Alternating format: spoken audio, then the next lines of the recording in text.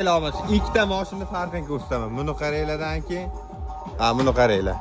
Bunaqa qaysi biri xan? Mana. Buni qaranglar endi kapotini.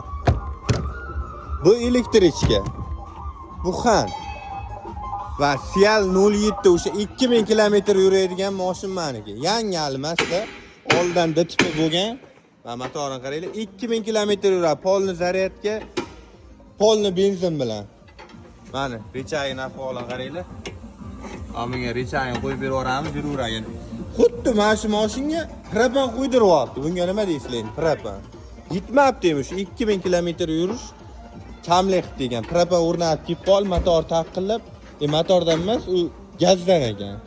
Ichlarni qaranglar, o'y bila. Maniki ichlar. Xanilga o'xshab ketgan.